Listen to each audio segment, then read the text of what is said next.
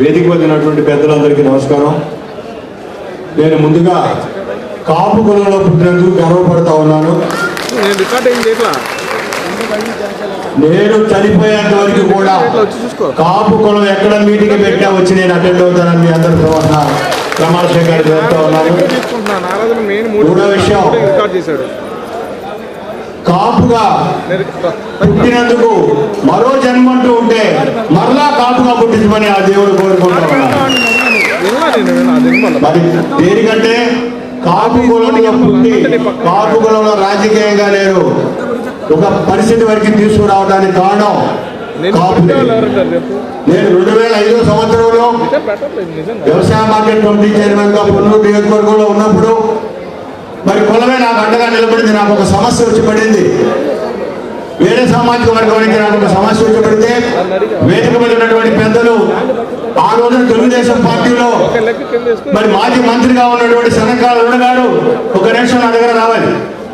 అరుణ గారు మాజీ మంత్రి, తెలుగుదేశంలో ప్రముఖంగా ఉన్నటువంటి పరిస్థితి. 99వ సంవత్సరం ఆ టైంలో కూడా మంత్రిగా పనిచేస్తే మొట్టమొదట పార్టీలకు అతీతంగా నేనున్నాను, నాది బాధ్యత అని చెప్పేసి మా అమ్మ నా కోసం వచ్చి పొన్నూరు వచ్చి నిలబడింది. మాజీ మంత్రిగా ఉండి అది కులం కోసం నిలబడింది. అదేవిధంగా మరి ఇలాంటి పరిస్థితులు ఎన్నో ఒడిదుడుకొని వచ్చినప్పుడు పెద్దలు ఈశ్వర గారు లాంటి వాళ్ళు, మనిషి సుబ్బారావు గారు లాంటి వాళ్ళు పెద్దలు కూడా నాకు సహాయ సహకారాలు అందించారు. ఇలాంటి పరిస్థితిని కులంలో ఎన్నో ఉంటాయి, సంఘాలు తప్పనిసరిగా ఉంటాయి. కులంలో సంఘాలు అందరూ ఐక్యతగా ఉండాలనే పరిస్థితి కాదు. ఒక కుటుంబంలో ఒక 5 ఉంటే 5 భావాలు ఉంటాయి. కాబట్టి ఎన్ని కుల సంఘాలు ఉన్నా అన్నీ కలిపి ఐక్యతగా నడిపే పరిస్థితిలో మన యువకుడు రాము ఒక ఐక్య కార్యాచరణ తీసుకొచ్చి పరిస్థితి వచ్చింది. ఒక అభ్యుదయ భావాలు కలిగినటువంటి ఒక యువకుడు మరి రాముని నేను ప్రత్యేకంగా అభినందిస్తూ ఉన్నాను. మరి ప్రజారాజ్యం సమయం నుంచి రాజకీయంగా అతను ఒక మంచి పరిస్థితి తీసుకొచ్చినటువంటి పరిస్థితి.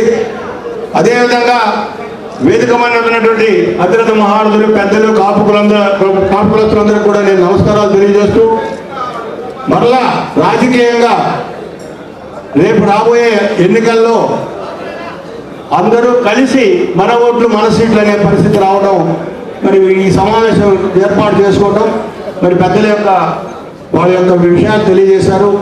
మరి అందరికీ అభినందనలు తెలియజేస్తూ నాకు ఈ అవకాశం ఇచ్చినందుకు ఈ మన కాపు రాజకీయ భవిష్యత్ కార్యాచరణపై చైతన్య సదస్సు ఒక మంచి సదస్సు నిర్వహించినటువంటి కార్యనిర్వహణ అందరికీ కూడా నమస్కారం తెలియజేస్తున్నారు. జై హింద్, జై కాపునాడు.